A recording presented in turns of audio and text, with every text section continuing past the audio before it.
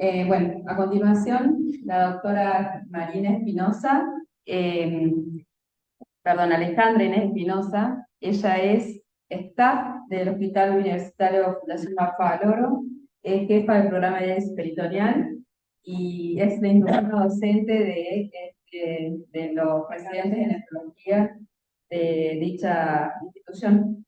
Le doy la palabra, doctora. Gracias. Gracias, buenas tardes, gracias Paula.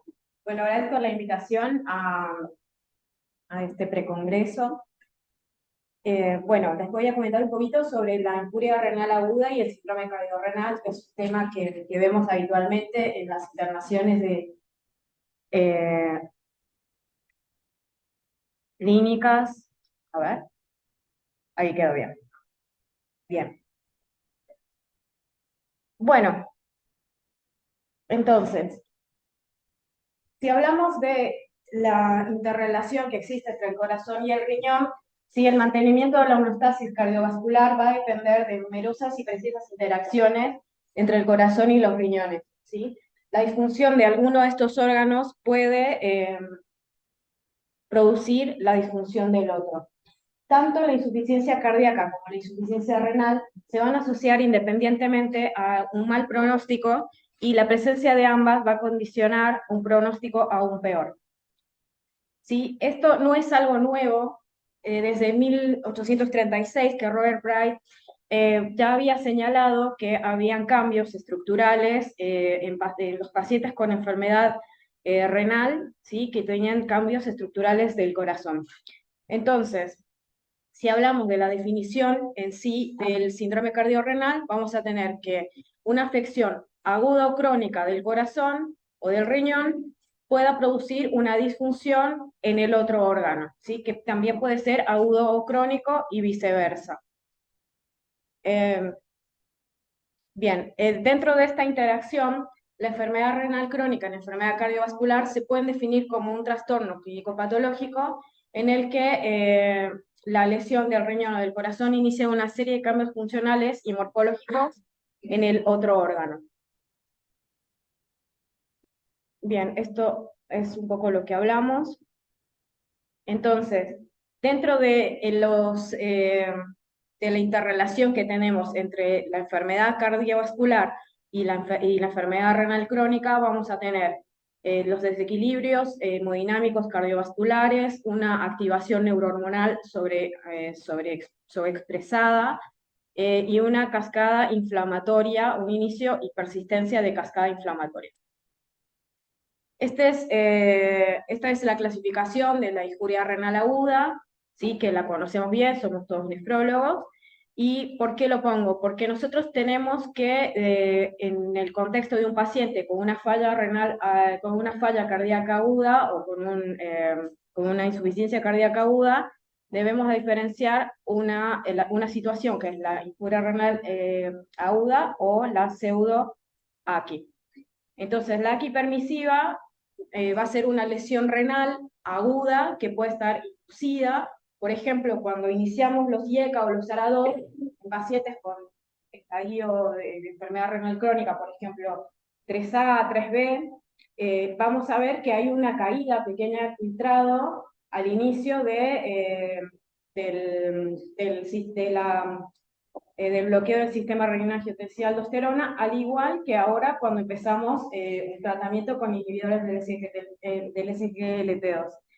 ¿Sí? Entonces, esto es algo que ya lo tenemos visto desde que empezamos la nefroprotección con los sartán o con IECA, y lo mismo con DAPA o con empaglifosina o cualquiera de las opciones que tengamos a disposición.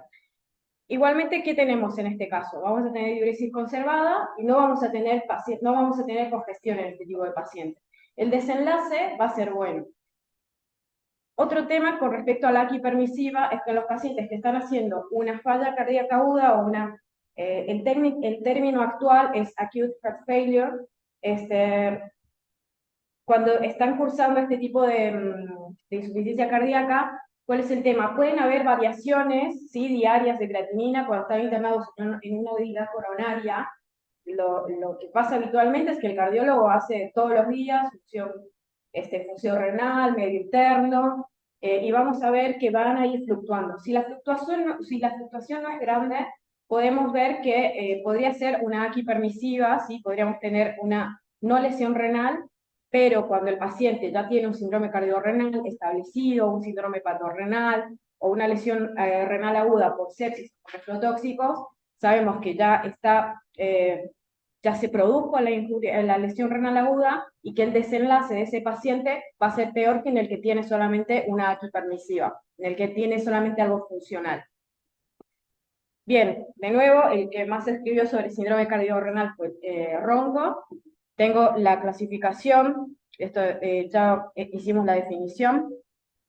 Así que en esta charla, que se nos pidió hablar del tema del cardiorrenal y de la insuficiencia cardíaca aguda, vamos a hablar del tipo 1, que es el cardiorrenal agudo, en el que vamos a tener un empeoramiento brusco de la función cardíaca, por ejemplo, por un shock cardiogénico, por una insuficiencia cardíaca descompensada, o una insuficiencia cardíaca derecha, con daño renal por incremento de la PIA e hipotensión, y este tipo de infuria se va a producir las series dicen entre 25, 30, 40% de todos los pacientes que tienen síndrome cardiorrenal internados, más o menos entre el 25 al 40% van a corresponder al cardiorrenal tipo 1. Bueno, los otros tipos no son, digamos, el target de esta charla, así que vemos un poquito lo que es seguimos con la definición, vamos a tener un bajo output cardíaco con una disminución de la presión en la arteriola aferente que va a producir daño renal en el cardiorrenal. Cuando esto se perpetúa en el tiempo y tenemos congestión, vamos a tener un incremento de la presión o un incremento de la presión en la arteriola aferente. Todo esto a lo largo del tiempo me va a producir una disfunción renal. Ahora, hay factores que son comunes a las dos afecciones, factores de riesgo que van a ser la diabetes mellitus, también la hipertensión y la dislipidemia, y también la obesidad. Todo esto va a producir ya de base, estos pacientes van a tener disfunción endotelial, van a tener grado diferente de aterosclerosis, anemia, el medio urémico, ya con deterioro de función renal, sabemos que con menos de 60 filtrado tenemos desorden del metabolismo óseo mineral, mayor inflamación, malnutrición y desorden también en el control neurohumoral. Bien, entonces, como decíamos, la falla renal frecuentemente va a coexistir con la falla cardíaca. En el estudio ADIR, lo que se vio es que, bueno, esto que habíamos dicho, 30% más o menos de los pacientes que tenían falla cardíaca descompensada, insuficiencia cardíaca descompensada, tenían falla renal. Y el 21% tenía una CREA mayor a 2. La creatinina es un factor de riesgo independiente de enfermedad cardiovascular, ¿sí? Bueno. Otro tema es cuando el paciente entra ya con una función renal basal deteriorada, es decir, ya es un paciente con enfermedad renal crónica. Estos pacientes también van a tener mayores efectos adversos cardiovasculares cuando presentan un síndrome cardiorrenal.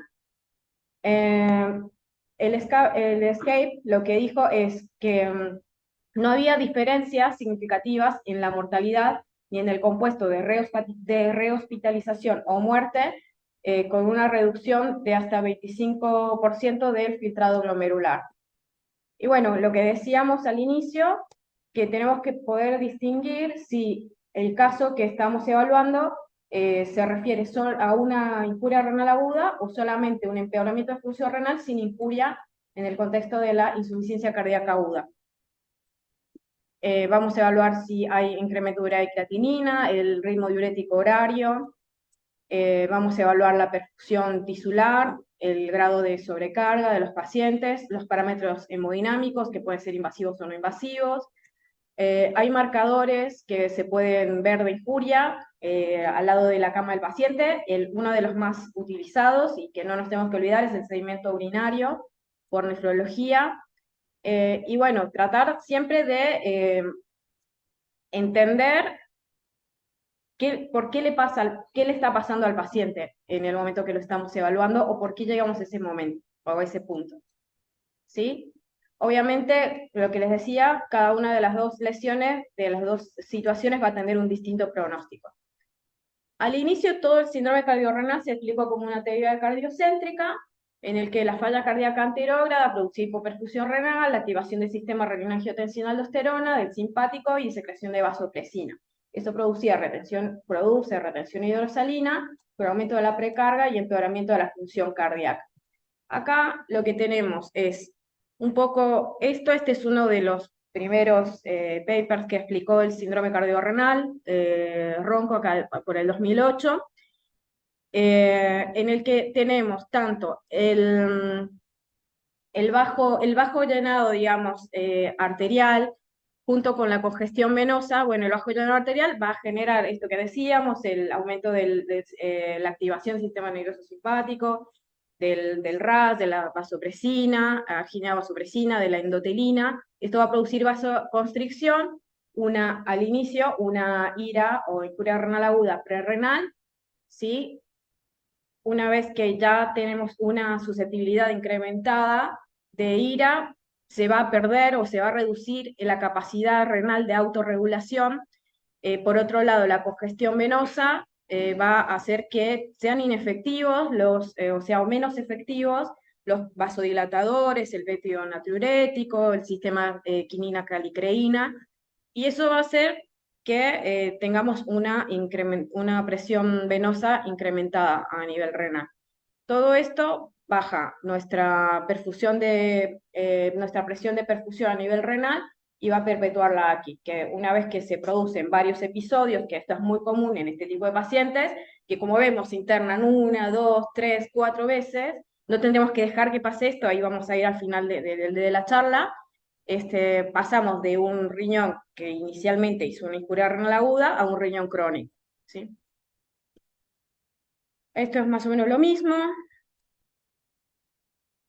Bien, el ADIR, por ejemplo, lo que dijo es que la incidencia de la elevación de la creatinina sérica fue similar en los pacientes que tenían FeI preservada con los que tenían FeI disminuida.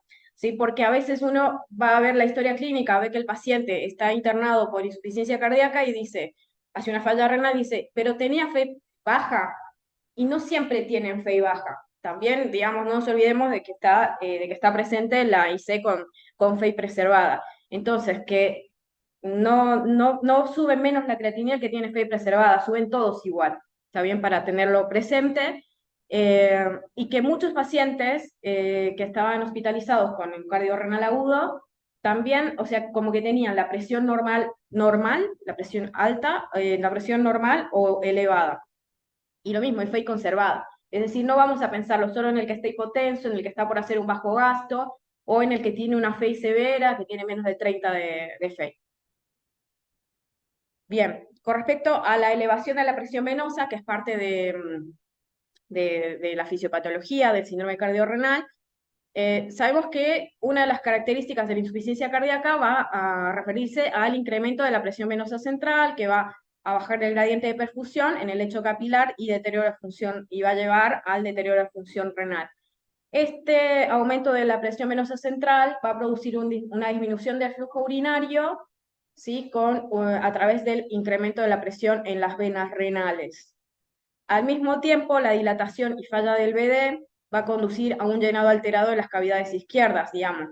Esto como para tener otra explicación de la falla renal en el síndrome cardiorrenal agudo.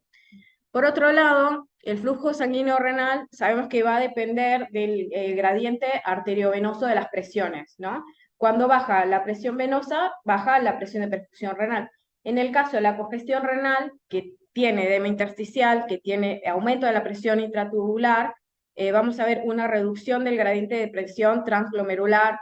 Por otro lado, también congestión esplácnica, edema intestinal, ascitis, aumento de la pía. Por tercer espacio, también podemos tener compresión de venas renales, uréteres y cápsula renal.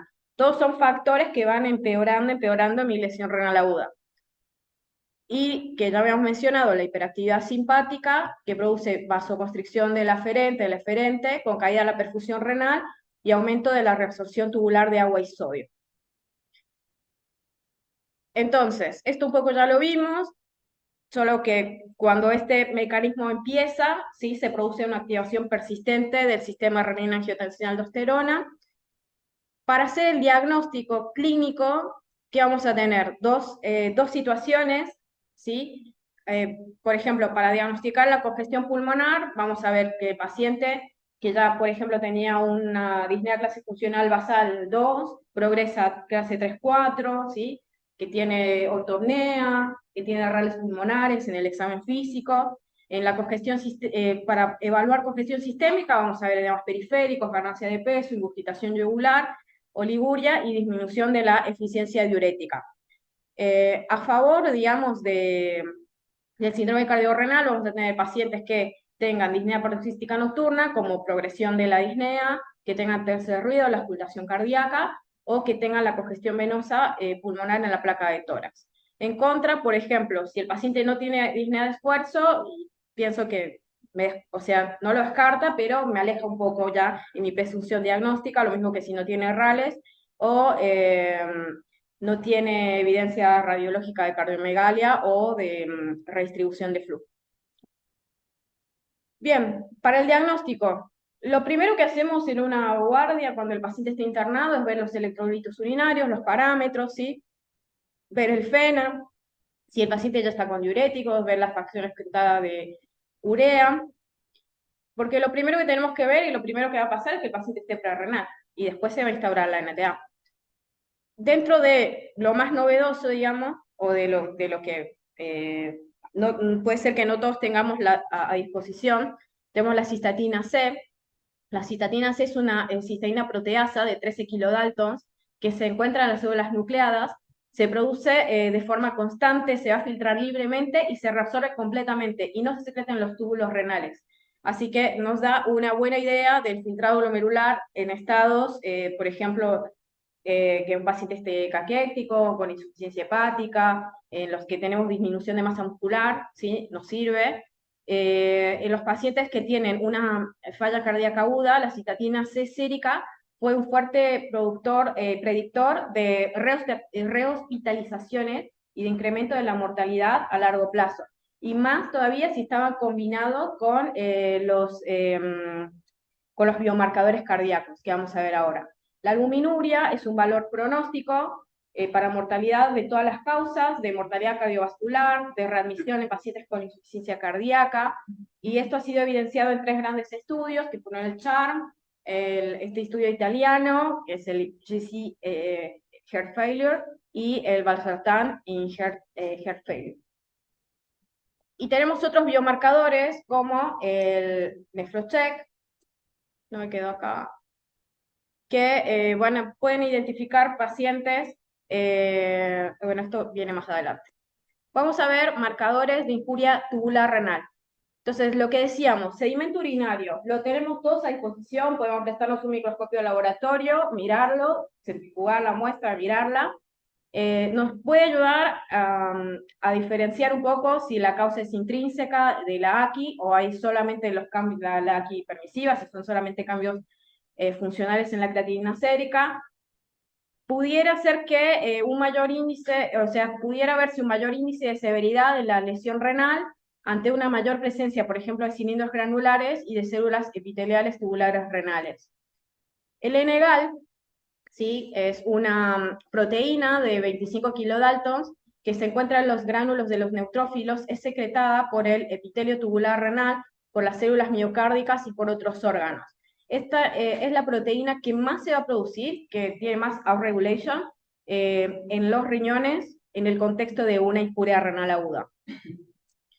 Y la combinación de estos dos biomarcadores, que es el NEPHROCHECK, ¿sí? Estos son 2 biomarcadores tubulares que están presentes en el ciclo celular G1 durante la fase temprana de la AQI. Entonces, en los pacientes que tienen una insuficiencia cardíaca aguda, si nosotros vemos, hacemos un NEPHROCHECK, podemos de algún modo predecir que van a tener un síndrome cardiorrenal tipo 1.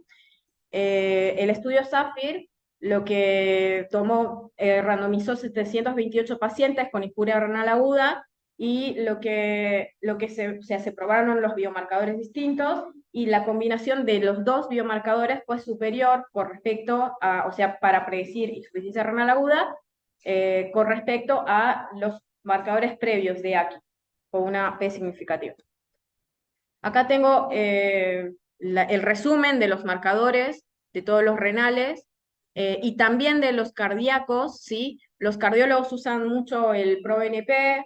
El ProBNP puede no mejorar cuando termina la internación por insuficiencia cardíaca y el paciente ya está en peso objetivo, digamos, puede no mejorar.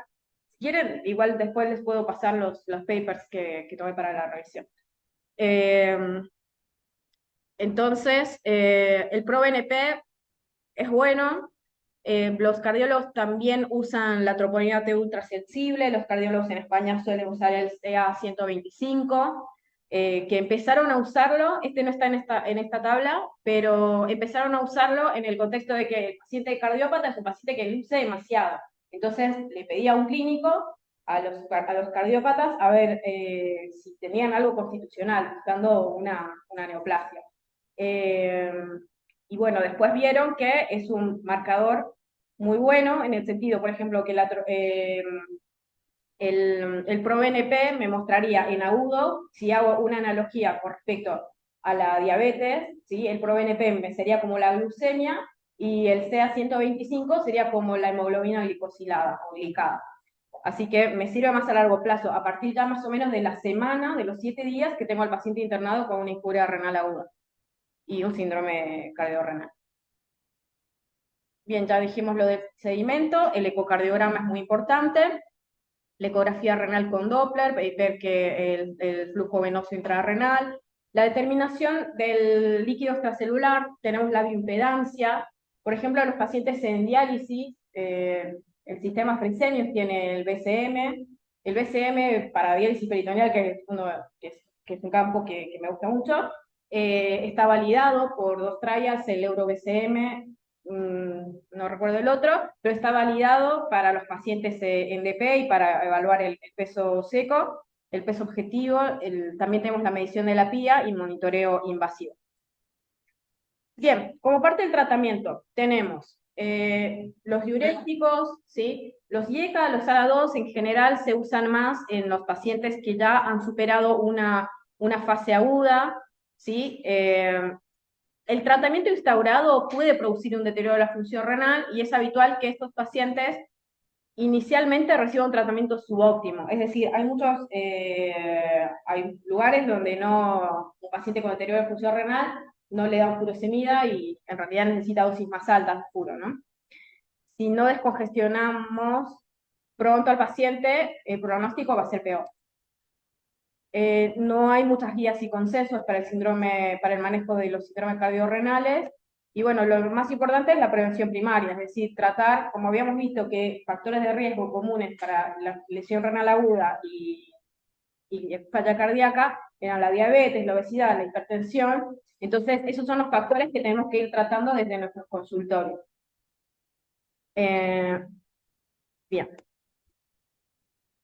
La piedra angular, hasta ahora, del tratamiento de los pacientes con insuficiencia cardíaca son los diuréticos, ¿sí? Van a tener un rápido control de los síntomas de insuficiencia cardíaca, pero todavía no hay un efecto claro en la mortalidad o rehospitalización. La AJA lo que dice es que es una indicación de clase 1, ¿sí? Basada en opinión de expertos. Y los diuréticos de ASA son la principal clase de diuréticos que vamos a utilizar en la insuficiencia cardíaca. La vida media es corta, ¿sí? Es de 2 a 6 horas, y cuando tomamos la furo por vía oral, la furosemida, la biodisponibilidad promedio es del 50%, pero puede ser variable, es decir, no estamos seguros que sea el 50% siempre. El estudio del Dose Acute Heart Failure lo que dijo es con respecto a si el diurético se aplica por vía endovenosa en altas dosis o si se aplica por vía endovenosa o por vía oral, lo que dijo es que no había diferencia No, perdón. Esto es para si es dosis continua de furosemida o, por ejemplo, cada 8 o 6 horas, ¿sí? Entonces no había diferencia en el alivio de los síntomas o cambios en la función renal, pero la tendencia a favor de altas y bajas dosis, había una tendencia a favor de las dosis altas, eh, a favor de las dosis altas con respecto a la mejoría sintomática con mayor pérdida de peso, mayor volumen diurético y un rápido switch a la vía oral. En el DIUR Acute Heart Failure no tuvimos diferencias en mortalidad, pero con la infusión continua había más efectos adversos. Si hay un problema que se va produciendo en los pacientes que tienen deterioro de función renal y que tienen este tipo de síndrome cardiorrenal es la resistencia a los diuréticos, ¿sí? Se va a asociar, obviamente, al deterioro de función renal, va a aumentar el riesgo de rehospitalizaciones y la mortalidad. Entonces, por ejemplo, como les decía, en la furosemida, la furosemida bioral tiene una biodisponibilidad que está disminuida además en este estado. Esto va a producir una menor llegada de la droga al segmento apical, ¿sí? de las células tubulares, con una disminución de la entrega de sodio, y esto mismo va a producir un fenómeno de frenado que frena más todavía el efecto de acción de los diuréticos. Entonces, ese es el caso en el que tendríamos que pasar a otro tipo de, por ejemplo, cuando están por vía oral, pasarlos a vía endovenosa. La eficiencia diurética, por otro lado, se va a referir a la respuesta renal, o sea, de la diuresis a una dosis fija de diurético, que va a estar cuantificada como diuresis o pérdida de peso cada 40 miligramos de furosemida o equivalente. Lo ideal sería que los pacientes pierdan entre 0,8 a 1 litro por día cada día que están internados, ¿sí? El descenso excesivo o el balance negativo de -3 litros, -4, no es favorable para los pacientes, porque empeoramos la función renal y, bueno, empeoramos toda la fisiopatología que ya habíamos explotado. Es un marcador pronóstico la eficiencia diurética, ¿sí? Los pacientes que tienen mayor respuesta, que mayor respuesta o mejor respuesta a los diuréticos, van a tener una mejor evolución. Por ejemplo, acá tengo la mortalidad y pacientes que reciben, ¿sí? Diuréticos de ASA de alta eficiencia, como la toracemida, por ejemplo, que tiene menor mortalidad y no necesito incrementar la dosis. Si incremento la dosis y tengo más balance negativo, tengo un poco más de mortalidad. Acá tengo los que, en la línea verde, los pacientes que tienen un diurético como la furosemida en dosis bajas, y los que tienen en dosis altas, furosemida, que es de baja eficiencia, tienen mayor mortalidad. Otros diuréticos para el bloqueo secuencial de la nefrona, que es lo que sigue en el tratamiento del síndrome cardiorrenal, van a ser la hidroclorotiazida, la clortalidona. La presentación en Argentina, el nombre comercial es Eurético, viene de 50 miligramos, se puede empezar con 25, progresar hasta 50. La indapamida, también tiazida light, que puede empezar lo mismo en 1,5 miligramos día hasta 3 miligramos. Y la cetazolamida como parte digamos, del último escalón de tratamiento diurético. Habitualmente, al menos en mi práctica clínica, no llegamos a la parte de la cetazolamida. Cuando no responden a tiazida light, en general vamos a otro método, como la ultrafiltración. Entonces, ¿qué tengo? Vamos a tener con la ultrafiltración una mayor pérdida de sodio, con una menor pérdida de potasio y menor liberación de renina y aldosterona. Tengo igual tres estudios. El Unload lo que vio es que había mayor pérdida de peso a las 48 horas y menor reinternación a los 90 días. El CARRES, Heart Failure, un mayor aumento de la creatinina y más eventos adversos con la ultrafiltración. pero sin diferencia significativa en la pérdida de peso, y el Avoid Heart Failure tenía más eventos adversos con la ultrafiltración.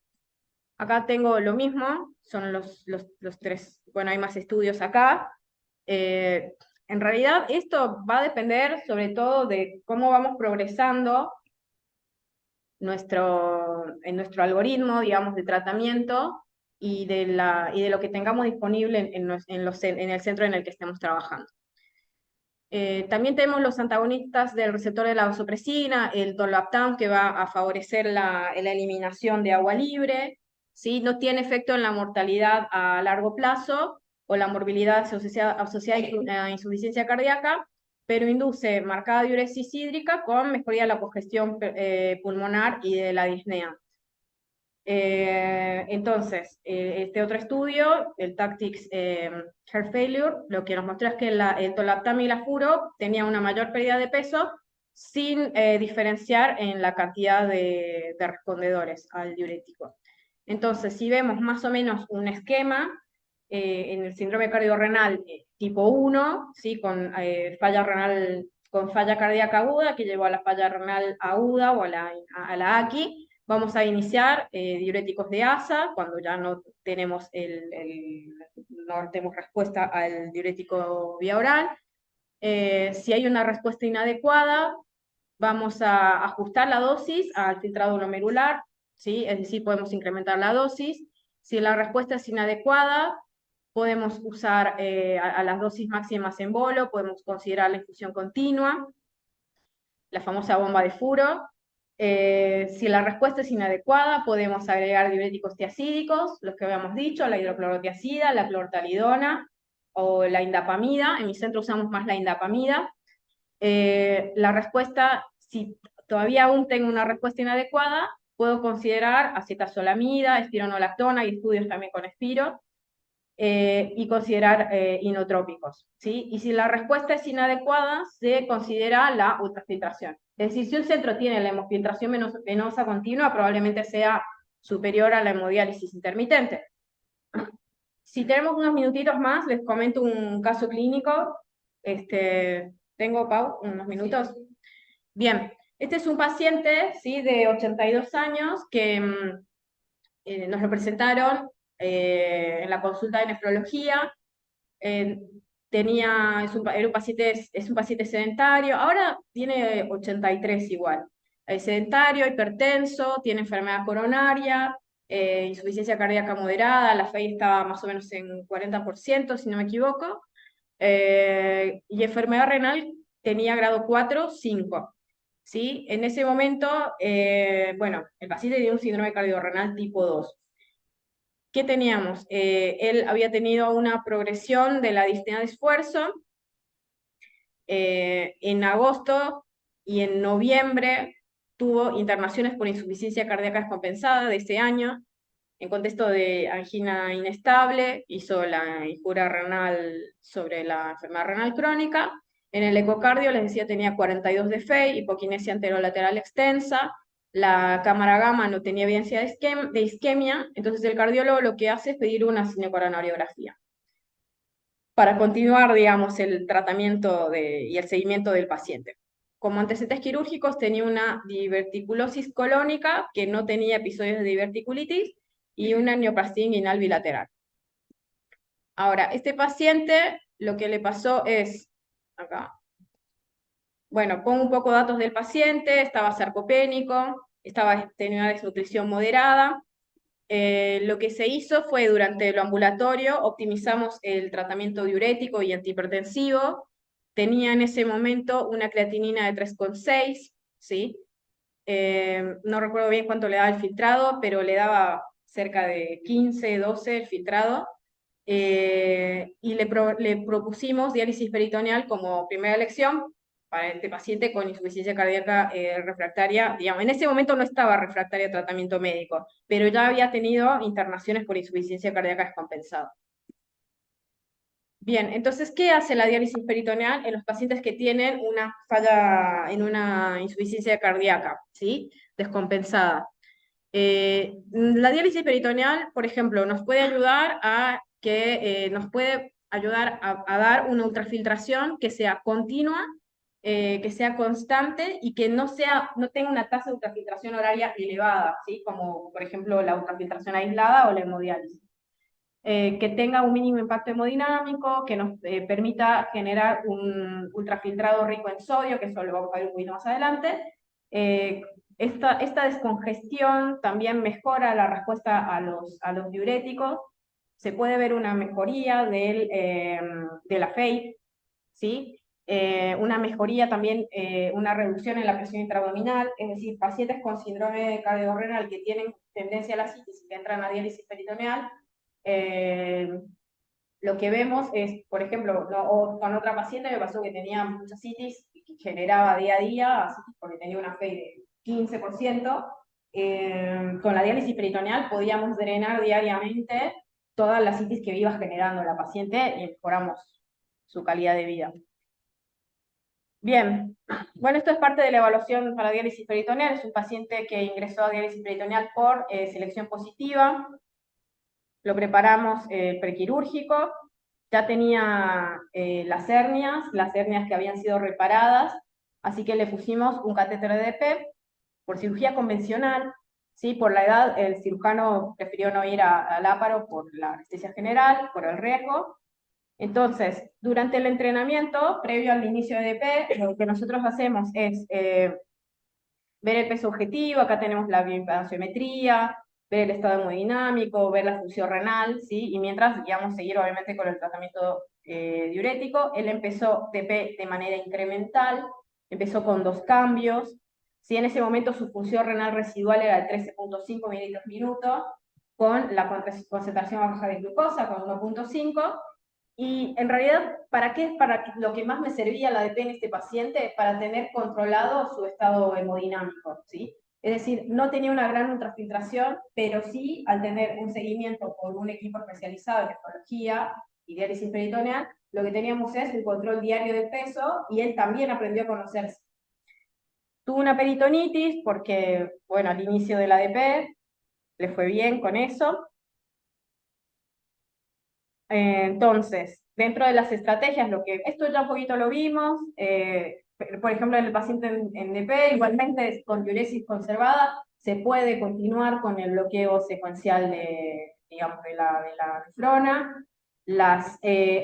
Lo que podemos variar en un paciente que está en DP y que no tiene diuresis residual o que tiene FU baja, es aumentar la concentración de glucosa. Lo primero que hacemos es aumentar la dosis de diurético. Por ejemplo, el paciente está estable con 40 cada 12 de furo. Si me empieza a ganar líquido, incremento primero dosis de diurético. No anda con furo, voy lo mismo, la indapamida. Y si no funciona, puedo incrementar la concentración de glucosa. Obviamente, por temas fibrosis peritoneal, tratamos de que eso no pase, y la educación al paciente es fundamental. La restricción de sodio, sobre todo, de agua no, si tiene diuresis residual, control de la presión, control de peso diario, son fundamentales para el buen manejo de estos pacientes. Después que entró a diálisis, al final se pudo hacer la cinecoronariografía que había pedido el cardiólogo. Tenía una lesión severa en la descendente anterior, se hizo una angioplastía coronaria, le hicimos un protocolo de nefroprotección igualmente, para cuidar su diuresis residual. Un poco después, más o menos un año y medio después, tenía un ecocardio que había mejorado de 42 a 48 la FEI, la hipoquinesia seguía igual, ¿sí? Y un poco más adelante, en febrero del 21, en el contexto de la evaluación para trasplante renal, en lista de espera, mejoramos la FEI a 63. Así que esto de la teoría de que puedo mejorar la FEI en diálisis peritoneal o cardiorrenal es real, ¿sí? Y tenía una prueba funcional, el SPECT era negativo para isquemia. Bueno, este paciente sigue con 2 cambios, ¿sí? Al momento tiene una diuresis residual de 1500, recuperó algo de peso, de masa muscular, le damos suplemento nutricional, el KTB es bueno, la función renal residual de 13 bajó a 8. Recordemos que la función renal residual va a ser un promedio de clearance de urea y de creatinina. Su presión ambulatoria es buena. Para tener 80 años, sabemos que las guías y lo mismo, no recomendamos llegar a la misma presión que una persona de menos de 60. Tiene su medicación, antihipertensiva y, bueno, su medicación para el tratamiento de la insuficiencia cardíaca, y desde ese momento hasta ahora no tuvo más internaciones por insuficiencia cardíaca descompensada. Bien, entonces, ¿en qué me favorece la diálisis peritoneal? Me favorece, obviamente, me va a generar en el tratamiento del síndrome cardiorrenal, me va a generar ultrafiltración, me va a generar una mayor extracción de sodio y además el aclaramiento de toxinas urémicas, que las toxinas urémicas empeoran, ¿sí? Empeoran toda la enfermedad cardiovascular. Así que, y ahí, ¿qué elegimos, no? Cuando vamos a diálisis. Elegimos diálisis peritoneal, elegimos hemodiálisis, esta es hemodiafiltración, esta cicladora de diálisis peritoneal no la tiene el paciente porque está con manuales, pero es una cicladora nueva que tenemos acá, que se llama Silencia, que nos permite, por medio de una tarjeta, poder evaluar cómo estuvo el tratamiento del mes, de todo el mes del paciente, ver si tuvo algún inconveniente y mejorar también la adherencia. La verdad que es un sistema muy bueno.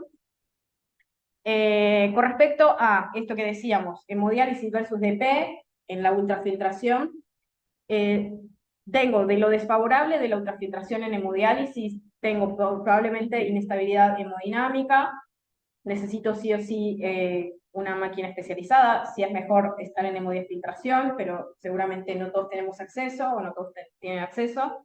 Hay complicaciones relacionadas a la diálisis, a la hemodiálisis, hay más hemólisis, hay hipercalemia, los pacientes en hemodiálisis tienden a perder pronto su función renal residual, con lo cual si tienen hipercalemia me restringo mucho el uso de tratamiento para la insuficiencia cardíaca, por ejemplo con Entresto o con espironolactona, así que eso también cambia. Los pacientes en DP, aunque estén anúricos, van a tener un mejor manejo de potasio, incluso tienden a la hipocalemia. Y complicaciones también relacionadas al acceso vascular. Obviamente la hemodiálisis tiene un mayor coste sanitario y no ha demostrado mejoría en la supervivencia, ¿sí? Además del traslado al centro. Esta es la teoría de los tres poros de diálisis peritoneal. Tengo que la mayor parte del líquido que se ultrafiltra, ¿sí? 40-50%, de la ultrafiltración va a venir por las acuaporinas, que son los poros transcelulares, que me van a eliminar agua sola, ¿sí? Agua libre de solutos. Otra parte importante va a venir por difusión y por convección, o por los poros pequeños y los poros grandes.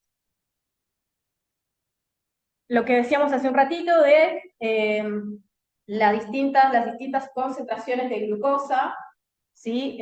Por ejemplo, a menor concentración voy a tener una menor ultrafiltración, y la lecodextrina, la lecodextrina, que es biocompatible o más biocompatible que la glucosa, me va a dar una ultrafiltración más prolongada a lo largo del tiempo. Se sugieren cambios o permanencias de 8 a 10 horas. Entonces, por ejemplo, el diurético de asa me va a eliminar o me va a dar una remoción de sodio de 60 a 70 milimoles litro. La glucosa, la solución de diálisis peritoneal con glucosa, entre 126 a 134 milimoles litro, y licodextrina 87. Lo que tiene bueno la licodextrina es que produce menos fibrosis peritoneal en largo plazo. Esto ya lo vimos ahora, entonces vamos a tener mayor remoción de sodio con la hemo o la diálisis peritoneal. Bien, esto es un poquito lo mismo que ya habíamos visto. Entonces, mejoramos la insuficiencia cardíaca, la FEI, reducimos tasa de internaciones y adecuamos el control de volumen de estos pacientes. La ecodextrina ya lo hablamos. Modalidades dialíticas, los cambios manuales y la diálisis peritoneal automatizada. Y con respecto a la remoción de sodio en diálisis peritoneal, lo que tenemos es, bueno, por ejemplo, a los pacientes que son promedio rápido, o sea, vamos a tratar de optimizar el tiempo de la permanencia o del tiempo del cambio acorde a su ceiling de sodio y al tipo de peritoneo que tiene el paciente, ¿sí? Hay trabajos que hacen diálisis peritoneal tipo tidal en los casos incluso de síndrome cardiorrenal tipo 1. Acá un poco les hablo del crónico, pero lo usan y no les va mal. Bien. Así que, bueno, esto antes de considerando el ingreso de un paciente con insuficiencia cardíaca a un programa de diálisis peritoneal, bueno, ¿qué tenemos que considerar? Sobre todo en el caso de este paciente que les dije que tenía más de 80 años, es si el paciente es autónomo y su estado clínico, el paciente se hace solo al momento de su diálisis. Lo ideal es implantar el catéter de DP en una fase compensada. Acá que tenemos colegas de varios lugares donde hacen más diálisis peritoneal que acá, probablemente pongan en agudo, implanten en agudo el catéter. Nosotros acá implantamos en un momento de estabilidad, digamos, si tienen que pasar por hemodiálisis como puente, lo hacen. Que tengan para peritoneal, saben que es importante el entorno y el apoyo familiar. Si tiene mucho deterioro de función cardíaca, puede ser preferente la vía abierta con anestesia local para bajar el riesgo cardiovascular, y lo mismo si presenta ascitis, puede ser buena opción usar diálisis peritoneal, nos va a ayudar a drenar el líquido ascítico. En los pacientes que tienen anticoagulación oral, que varios de estos están anticoagulados o que tienen algún marcapaso, también lo tenemos que tomar en cuenta, y si tenemos que reparar alguna hernia o alguna eventación. Bien, así que gracias por su atención. Si tienen alguna pregunta. Hablamos un poco de varias cosas. Sí.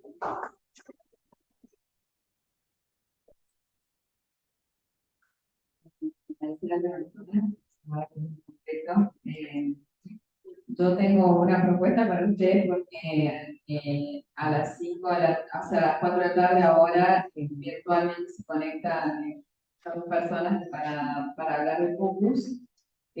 Podemos ir o a dejar las preguntas para después y quizás ir a buscarse un café porque es virtual lo que viene, así tenemos un poquito de energía. Este es el momento. Sí. Mi nombre es Sam, doctora Espinosa.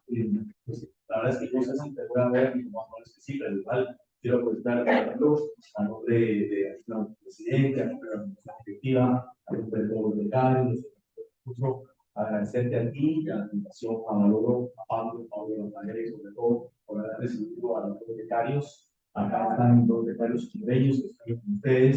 Agradecerles de todo corazón el esfuerzo, de verdad el esfuerzo que hicieron, que recibimos. Es decir, que por favor traslada ese agradecimiento, responda a nombre de todos acá presentes. Y sí, yo tenía algunos comentarios interesantes también.